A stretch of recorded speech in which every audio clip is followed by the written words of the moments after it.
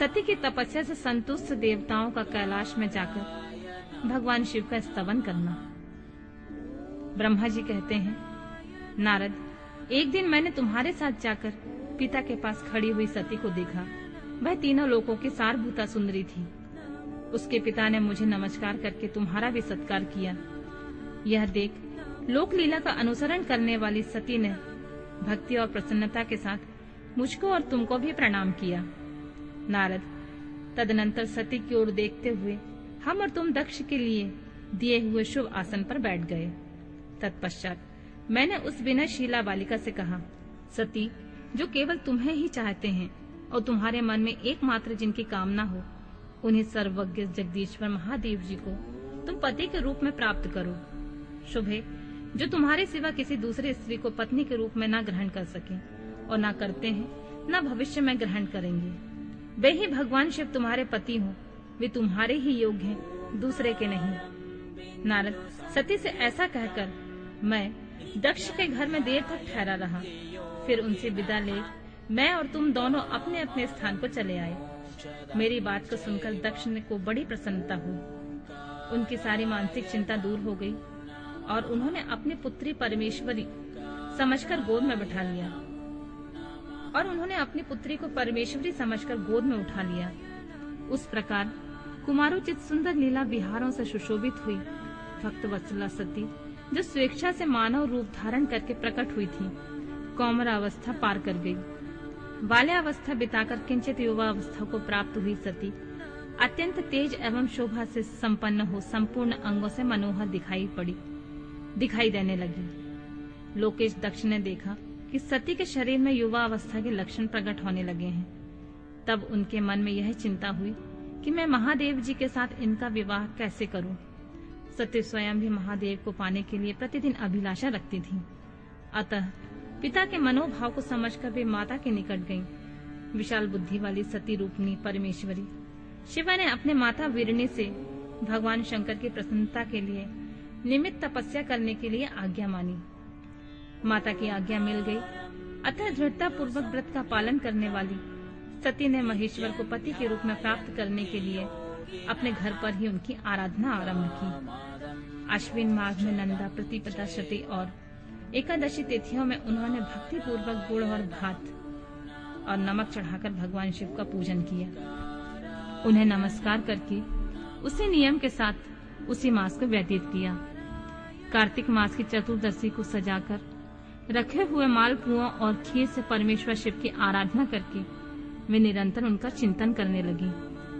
मार्गशीर्ष मास की कृष्ण पक्ष अष्टमी तिथि को तिल, जौ और चावल से हर की पूजा करके ज्योतिमय दीप दिखाकर अथवा आरती करके सती दिन बिताती थी। पौष मास के शुक्ल पक्ष की सप्तमी को रात भर जागरण करके प्रातः काल खिचड़ी का नैवेद्य लगा वे शिव की पूजा करती थी। माघ की पूर्णिमा को रात में जागरण करके सवेरे नदी में नहाती और गीले वस्त्र से ही तट पर बैठकर भगवान शिव की पूजा करती थी। फाल्गुन मास के कृष्ण पक्ष की चतुर्दशी तिथि को रात में जागरण करके उस रात्रि के चारों पहरों में शिव जी का विशेष पूजन करती थी और नटों द्वारा नाटक भी कराती थी।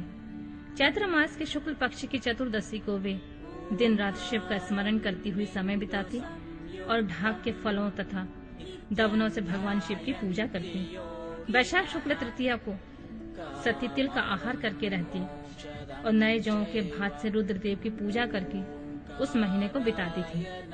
ज्येष्ठ की पूर्णिमा को रात में सुंदर वस्त्रों एवं भटकटैया के फूलों से शंकर जी की पूजा करके निराहार रहकर वह मास व्यतीत करती थी। आषाढ़ के शुक्ल पक्ष की चतुर्दशी को काले वस्त्र और भटकटैया के फूलों से रुद्रदेव के पूजन करती थी। श्रावण मास के शुक्ल पक्ष की अष्टमी एवं चतुर्दशी को वे यज्ञोपवीत वस्त्रों तथा कुश के पवित्रों से शिव की पूजा किया करती थी। भाद्र मास के कृष्ण पक्ष की त्रयोदशी तिथि को नाना प्रकार के फूलों और फलों से शिव का पूजन करती। सती चतुर्दशी तिथि को केवल जल का आहार करती थी। भांति भांति के फूल फलों और उस समय उत्पन्न होने वाले अन्नों द्वारा शिव की पूजा करती और महीने भर अत्यंत नियमित आहार करके केवल जप में लगी रहती थी। सभी महीनों में सारे दिन सती शिव की आराधना में संलग्न रहती थी। अपनी इच्छा से मानव रूप धारण करने वाली वे देवी दृढ़ता पूर्वक उत्तम व्रत का पालन करती थीं। इस प्रकार नंदा व्रत को पूर्ण रूप से समाप्त करके भगवान शिव में अनन्य भाव रखने वाली सती एकाग्रचित्त होकर बड़े प्रेम से भगवान शिव का ध्यान करने लगी तथा उस ध्यान में ही निश्चल भाव से स्थित हो गईं। मुनि, इस समय सब देवता ऋषि भगवान विष्णु और मुझको आगे करके सती की तपस्या देखने के लिए गए। वहां आकर देवताओं ने देखा सती मूर्तिमयी दूसरी सिद्धि के समान जान पड़ती हैं। वे भगवान शिव के ध्यान में निमग्न होकर उस समय सिद्धावस्था को पहुंच गई थीं।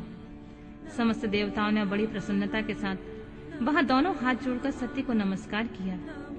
मुनियों ने भी मस्तक झुकाए तथा श्री हरि आदि के मन में प्रीति उमड़ आई। श्री विष्णु आदि सब देवताओं और मुनि आश्चर्यचकित हो सती देवी की तपस्या की भूरी भूरी प्रशंसा करने लगे। फिर देवी को प्रणाम करके वे देवता और मुनि तुरंत ही गिरिश्रेष्ठ कैलाश को गए, जो भगवान शिव को बहुत प्रिय है। सावित्री के साथ और लक्ष्मी के साथ भगवान वासुदेव भी प्रसन्नता पूर्वक महादेव जी के निकट गए। वहां जाकर भगवान शिव को देखते ही बड़े वेग से प्रणाम करके सब देवताओं ने दोनों हाथ जोड़कर विनीत भाव से नाना प्रकार के स्तोत्रों द्वारा उनकी स्तुति करके अंत में कहा, प्रभु, आपके सत्व, रज तथा तम नामक 3 शक्तियां हैं। उनके राग आदि वेग असहा है। वेद त्रयी अथवा लोक त्रयी आपका स्वरूप है। आप शरणागतों के पालक हैं तथा आपकी शक्ति बहुत बड़ी है, उसकी कहीं कोई सीमा नहीं है। आपको नमस्कार है दुर्गापते। जिनकी इंद्रियां दुष्ट हैं, बस में नहीं हो पाती हैं, उनके लिए आपकी प्राप्ति का कोई मार्ग सुलभ नहीं है। आप सदा भक्तों के उद्धार में तत्पर रहते हैं। आपका तेज छिपा हुआ है। आपको नमस्कार है। आपकी माया शक्ति रूपा जो अहम बुद्धि है, उसकी आत्मा का स्वरूप ढक गया है। अतएव यह मूढ़ बुद्धि जीव अपने स्वरूप को नहीं जान पाता है। आपकी महिमा का पार पाना अत्यंत कठिन है। हम आप महाप्रभु को मस्तक झुकाते हैं। ब्रह्मा जी कहते हैं, नारद, इस प्रकार महादेव जी की स्तुति करके श्री विष्णु आदि सभी देवता उत्तम भक्ति भाव से मस्तक झुकाए हुए प्रभु शिव जी के आगे चुपचाप खड़े हो गए।